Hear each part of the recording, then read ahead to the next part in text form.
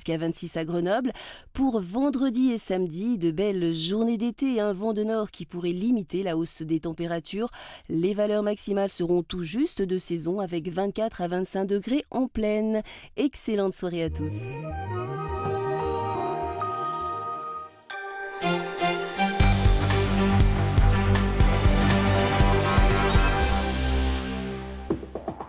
Madame, Monsieur, bonsoir et bienvenue dans les Alpes. À la une de l'actualité dans notre région, comme au niveau national, les débuts du baccalauréat. Première épreuve ce matin, la philosophie pour les lycéens de la filière générale. Invité du journal des Alpes, Thierry Ménissier, professeur de philosophie à l'université Grenoble-Alpes. Le festival du cinéma d'animation d'Annecy, aujourd'hui projection du court-métrage Aubade du jeune réalisateur italien Mauro Carraro, installé à Genève, une œuvre poétique déjà primée dans d'autres festivals. Et puis nous irons à Chamonix pour la 3e édition du Grand Bivouac, un rassemblement convivial de 4 jours autour de l'alpinisme, de l'initiation au perfectionnement encadré par des guides de haute montagne et des membres du club alpin français. Le journal national, présenté par Carole Gessler, reviendra bien entendu sur le bac avec ce couac à La Réunion. Les sujets de philosophie ont été envoyés aux journalistes de Lille avant le début de l'examen. Une erreur humaine qui n'a pas eu de conséquences en métropole. Puis autre titre, le prélèvement à la source de l'impôt sur le revenu. C'est pour 2018, le gouvernement s'y engage. Reste à savoir qui va prélever l'impôt. Les entreprises craignent une surcharge de travail et les salariés une perte de confidentialité de leurs données personnelles.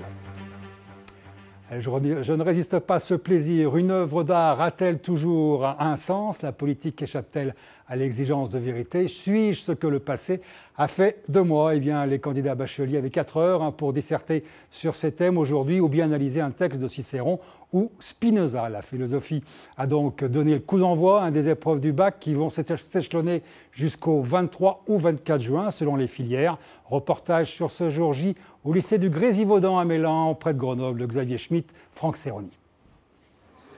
Lycée du Grésivaudan, 11h30 ce matin. Les candidats commencent à sortir. Ce sont des élèves des séries scientifiques ou économiques et sociales. Pour eux, la philosophie n'a qu'un coefficient 3. Mais cette première épreuve permet d'engranger les points. J'avais regardé le premier sujet, mais ça ne m'est pas du tout inspiré. Donc j'ai préféré prendre l'explication pour la sécurité, sûrement. Vous pensez que vous avez réussi? Moi, je pense que ça s'est bien passé, mais c'est vrai qu'après, avec la philosophie, on n'est jamais sûr. Moi, j'ai pris le sujet 1 qui était sur l'art. C'était une œuvre d'art a-t-elle un sens? Je l'ai choisi parce que ça me semblait être un sujet assez, pas simple, mais avec de la matière à travailler dessus. 4 heures plus tôt, le coup d'envoi pour 400 candidats environ. À chacun sa place. Côté administration, le dispositif est orchestré de longue date. Rien n'est laissé au hasard. Alors nous sommes en salle, on va vérifier les sujets. Ultime préparatif pour les surveillants de salle. Parmi eux, des professeurs de philosophie. Petit rappel pour réussir l'épreuve. C'est d'avoir des méthodes pour organiser une pensée, parce que c'est un critère de notation important. Avoir des connaissances pour essayer de nourrir cette réflexion qui doit être méthodique.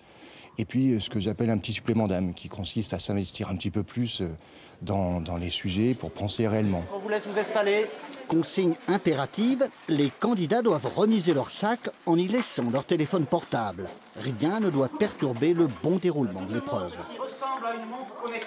Surtout s'assurer que les candidats sont dans les meilleures conditions possibles, des conditions normales d'examen, et puis qu'il n'y a évidemment aucune fraude, aucune tentative de tricherie pendant le déroulement des épreuves.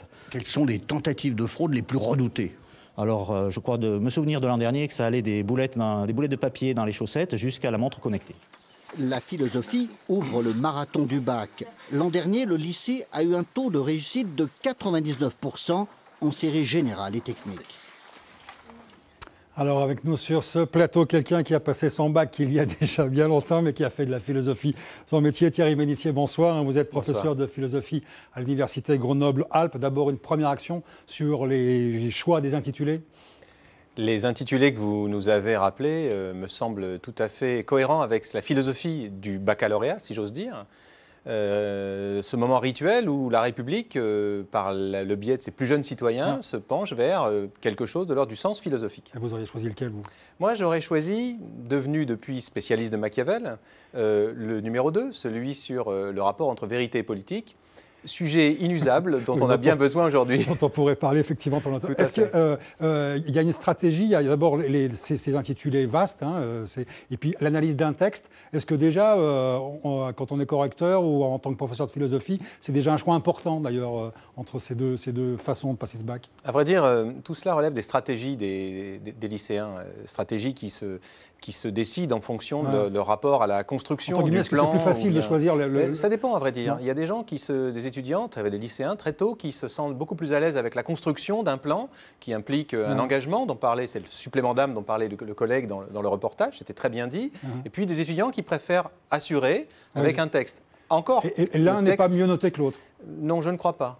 Certains textes sont très difficiles et semblent plutôt aisés d'abord, donc il convient d'être très prudent. Alors, autre question, est-ce que c'est suffisant une année de philosophie? On sait que pour certaines filières, par exemple, une seule année de philosophie pour répondre à toutes ces questions. C'est une question particulièrement importante, je crois. À titre personnel, je militerais pour débuter la pratique de la philosophie beaucoup plus tôt. Donc vous dites non, une année, c'est pas suffisant? Oui, non, je pense que non. C'est très compliqué du fait que s'imprégner du raisonnement philosophique implique une sorte de démarche lente. Les étudiants, les lycéens ont peu de temps. Et moi, je militerais aussi en faveur d'un élargissement dans les filières, notamment professionnelles. Le bac technique et le bac général, on fait de la philosophie, pas le bac professionnel. Et aussi dans les filières supérieures, toute discipline, notamment les filières techniques supérieures. Il me semble que c'est là qu'il faut se poser des questions sur la technologie, par exemple. Alors, une question très ouverte, la philosophie, ça sert à quoi? Ça sert à mieux vivre. Je pense qu'un philosophe, un jeune philosophe, c'est quelqu'un qui s'est penché sur des questions essentielles. Et il me semble que, comme le disait Épicure, il n'est jamais trop tôt ni trop tard pour philosopher. Donc il faut en faire, je rappelle que vous êtes un militant de la philosophie, puisque vous organisez les réunions philosophiques d'Uriage, dont l'objectif est quoi, d'ouvrir au grand public Oui, ces rencontres philosophiques d'Uriage me sont très chères, en effet. Nous les avons fondées à Uriage en 2010.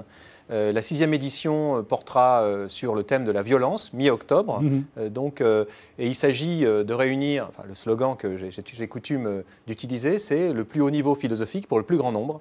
Réunir autour des meilleurs penseurs, des gens qui se posent des questions, du public, du grand public. Justement, le grand public s'intéresse à la philosophie ou... Vous n'imaginez pas à quel point. Nos réunions voient se converger jusqu'à 200 à 300 personnes. Et je crois qu'aujourd'hui, pour des raisons politiques, et disons les choses peut-être religieuses aussi, il y a une vraie demande. Il y a une vraie demande, une inquiétude tout à fait féconde à la pratique de la philosophie. Monsieur Ménissier, merci beaucoup. C'est moi qui vous remercie.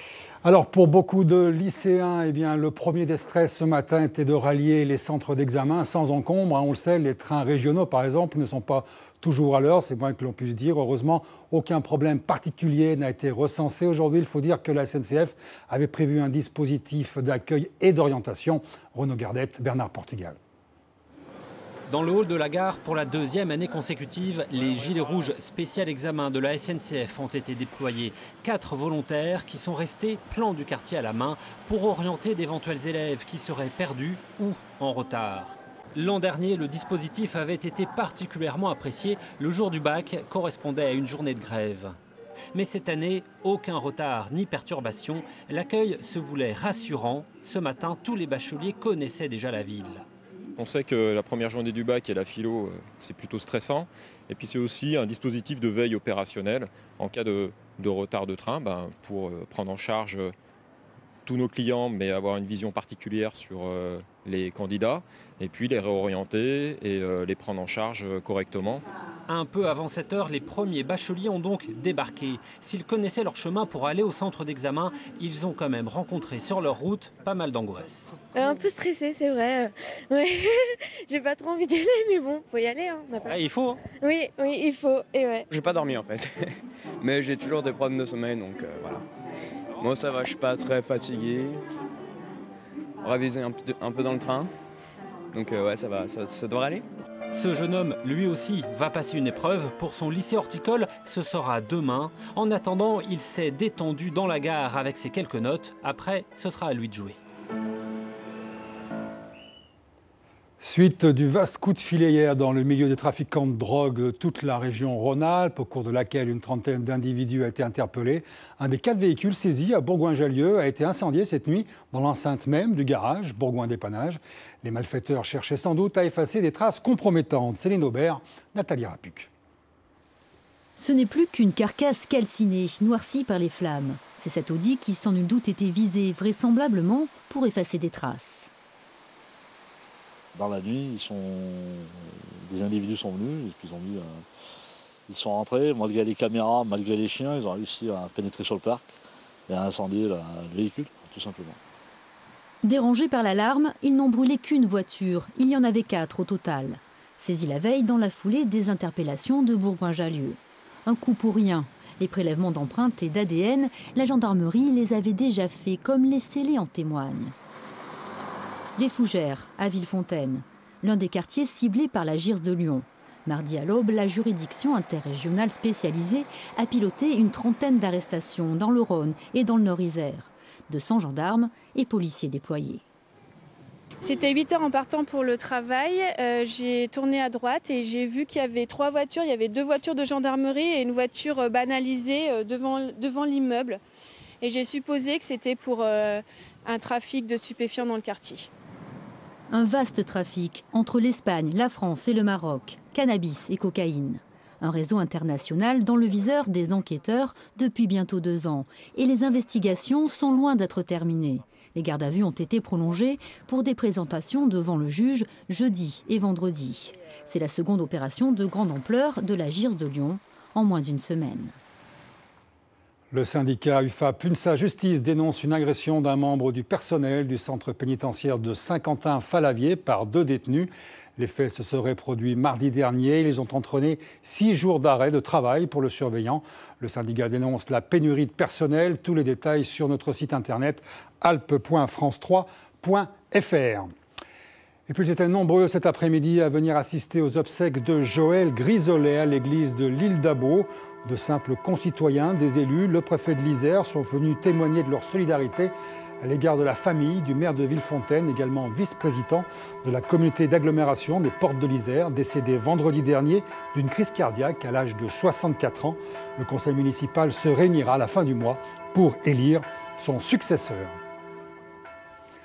Notre page scientifique du mercredi est consacrée à un végétal hybride, alliance d'un champignon et d'une algue, le lichen. Méconnu du public, cet organisme qui existe dans tous les milieux, naturels ou urbains, et quelle que soit leur latitude, est très prisé des scientifiques et des professionnels de l'environnement. Xavier Schmitt et Antoine Marnas ont rencontré l'Isérois Grégory Agnello, l'un des spécialistes français des lichens. C'est l'un des rares spécialistes des lichens en France. Grégory Agnello est un lichenologue. Il est assisté par des agents du parc naturel régional de Chartreuse. Il va dresser le tout premier inventaire des lichens du massif. Ça, je pense juste avec la carte, ça va être super bien. Un espace naturel sensible, une zone protégée de 200 hectares, servira de référence. Une trentaine de parcelles pour les observations et les prélèvements. Donc là, en fait, ce sont mes sachets de prélèvement. Par exemple, Flictis argena, donc un lichen blanc que l'on peut voir à différents endroits sur l'écorce. Dans différents pays, comme l'Angleterre par exemple, il est inscrit dans l'indice de continuité forestière. C'est une espèce que l'on recherche pour estimer justement, on va dire, la stabilité de la forêt. Le lichen est méconnu. Il est souvent confondu avec la mousse, mais il fascine les curieux et les scientifiques. C'est un organisme double. Il unit un champignon et une algue. Une vie à 2 qui peut tourner au ménage à 3 avec une autre algue, une cyanobactérie. C'est ce qu'on appelle la symbiose. Le champignon est très grand, 90-95% du lichen, c'est du champignon. Par sa surface, il va pouvoir capter l'eau, capter des sels minéraux, et il va les apporter à l'algue ou à la cyanobactérie, qui va pouvoir les transformer grâce à la photosynthèse en sucre et en autres substances comestibles qu'elle partagera ensuite avec le champignon.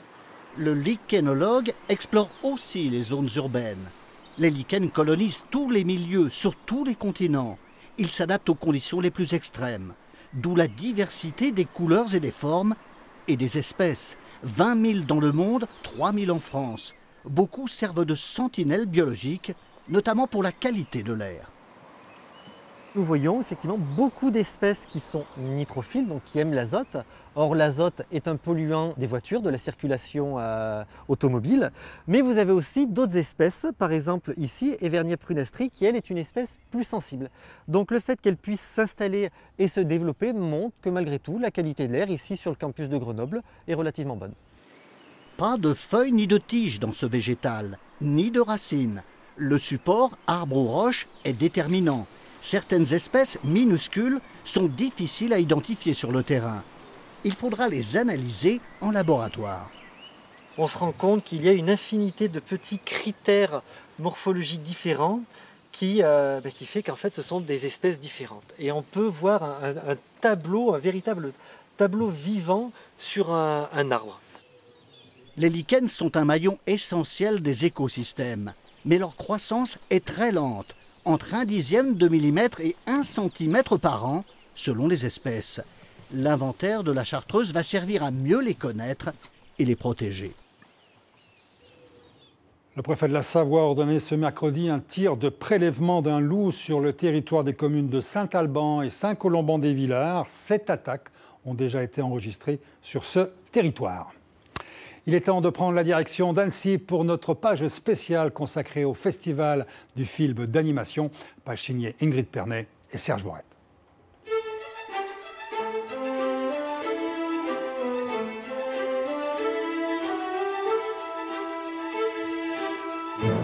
D'un lac à l'autre, direction Genève et le lac Léman, nous nous sommes transportés dans le lieu même d'un dessin animé, d'un court-métrage d'animation en compétition, ici à Annecy. C'est au Bain des Paquis que le réalisateur Mauro Carraro a trouvé l'inspiration. Ce matin, les bains avaient un petit côté Bretagne Sud, des vagues, du vent, une ambiance très différente de celle de ces dessins de l'Aube. Une mer d'huile, un violoncelliste et des spectateurs tout juste réveillés. C'est un mélange déjà des deux genres de personnes. Il y a les levées tôt et les couchers tard qui se mélangent, qui partagent ces moments particuliers que c'est l'aube. Certains rentrent des soirées et certains c'est plutôt des gens qui se lèvent exprès pour aller voir ces concerts. Et à cette heure, l'air, c'est un pétillant, c'est une énergie vraiment toute particulière. 5h30, les concerts de l'Aube donnent le là d'une journée douce et mélodieuse. Mauro est un habitué des lieux et ce sont précisément ces ambiances qui lui ont donné l'idée de ce court-métrage. C'est pas prétentieux, c'est juste comme un spectateur d'un concert à cette heure-là, fait juste se laisser transporter dans la musique, dans le rythme des oiseaux qui nagent et les petits imprévus qu'il peut avoir dans un concert à l'Aube. De retour à Annecy, c'est l'heure de la compétition. À ses côtés dans la salle, 6 réalisateurs animateurs, comme lui, concurrents. Hello, sir. Hey, man. Fine. La pression monte, le jury est dans la salle. Il y a des réalisateurs assez connus dans le milieu, donc ça promet bien, dans le sens que je ne parle pas du mien, mais des autres, c'est des films attendus, des retours des gens, des affectionnés, des habitués. Derrière l'écran, c'est un cristal du court-métrage qui attend le plus esthétique, le plus sincère, le plus maîtrisé peut-être des courts-métrages d'animation.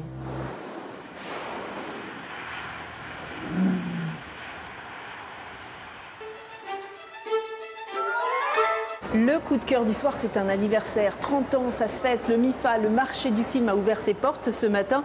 Tous les animateurs ont sorti leurs crayons. Même les plus grands studios internationaux ont apporté leurs cadeaux. Shaun le Mouton en premier.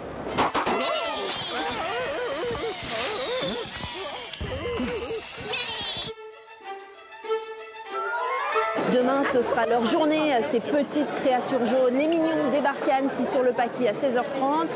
Kevin, Stuart et Petit Bob vous attendent. Alors à demain.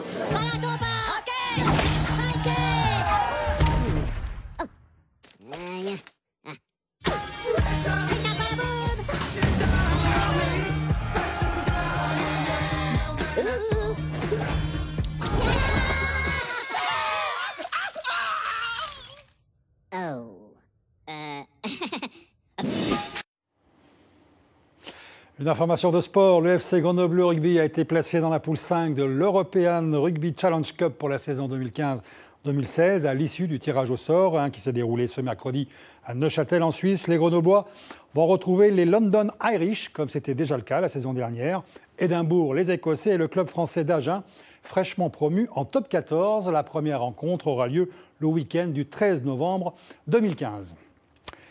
Direction la haute montagne et les Aiguilles Rouges de Chamonix à présent pour la 3e édition du Grand Parcours organisé par le Club Alpin français. Objectif, permettre aux amateurs d'alpinisme de s'initier ou de se perfectionner gratuitement aux différentes techniques de progression et d'assurance en milieu montagnard. Les journées d'aujourd'hui et de demain sont réservées aux scolaires. Jean-Christophe Solari, Maxime Kemener. Ils viennent d'arriver au pied de la paroi, pause déjeuner avant de s'encorder. Ces collégiens de Thonon-les-Bains ont déjà fait de l'escalade et de la randonnée, mais de l'alpinisme, jamais. Alors la sortie débute par un briefing avec un policier secouriste de la CRS Alpes. Quand je suis sur le parking et que je vois la météo m'avait dit du beau temps, puis finalement il pleut ou c'est très couvert, revoir votre objectif. C'est quelqu'un qui connaît le métier et qui sait... c'est quelqu'un qui connaît la montagne et on sait que quand il dit ça, c'est qu'il y a une raison. Alors tu fais ton en 8 comme tu as appris à le faire à l'UNSS. Regard bienveillant, discours direct, chaque geste est expliqué. Toi tu le fais en butée comme ça. Voilà, tu serres. Voilà. Et là ton en 8, ton nœud d'arrêt il est en butée dans le nœud en 8. Ainsi parés, les enfants sont prêts à se lancer dans la brume, à la verticale, à la rencontre de sensations inédites. L'arête a été sécurisée par les bénévoles de la Fédération des clubs alpins français, mais les guides de Chamonix ne sont pas de trop pour aider les jeunes dans leur traversée. Quand ça descend et que c'est un petit peu plus technique, tu te mets face au rocher. Voilà. Allez, tu descends les pieds et les mains. Franchement, c'est cool, j'avais jamais fait. Bon, ça fait peur, mais franchement, c'est bien. Mais tout le monde n'est pas du même avis après 1 heure d'effort au-dessus du vide. J'ai un peu peur, mais je me plains pas. Ce premier contact avec la haute montagne pour ces 130 jeunes au Savoyard pourrait donner lieu à des sorties futures, voire à l'émergence d'une passion pour les grands espaces. Il y a des passages où je demande l'aide parce que des fois je me dis mais comment faut faire hein. Mais ça te donne envie d'aller plus loin, de continuer, de revenir ? Ouais. Pourquoi ? Pour le paysage et puis même pour voir où je peux grimper encore, pour voir mes limites. De l'alpinisme à la balade, on termine avec une rencontre, celle d'un colporteur d'histoire venu de très loin pour traverser le Vercors à pied. À l'invitation de l'association Passeurs d'Histoire, Simon le Québécois et ses compagnons de marche ont relié les villages de l'Isère à la Drôme. Chaque soir à l'étape, une veillée comptée. Jean-Christophe Pain et Vincent Abran ont retrouvé le groupe entre Valchevrières et Herbouilly. Et tu avais une passerelle, une espèce de passerelle. Oui.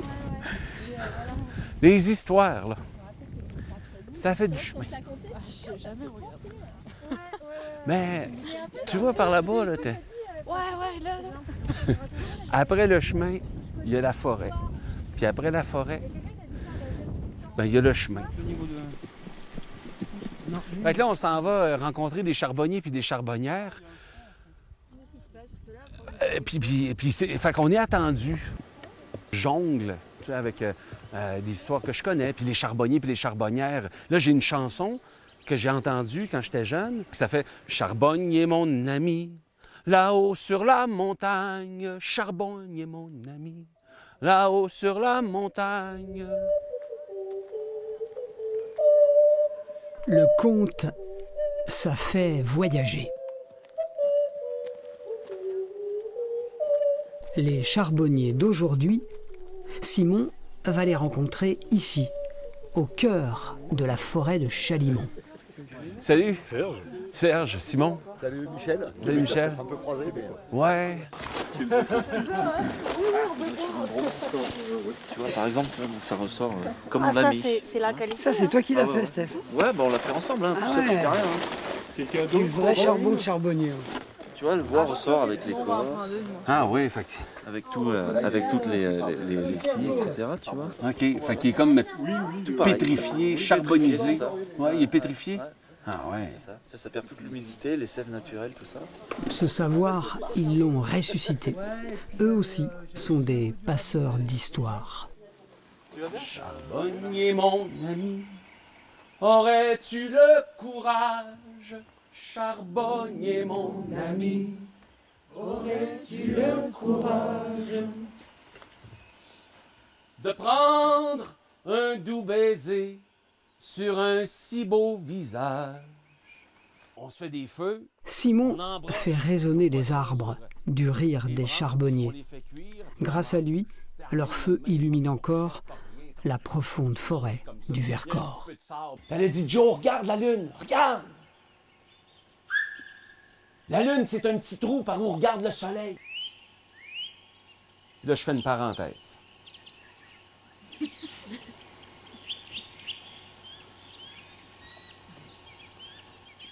Je sors de l'histoire.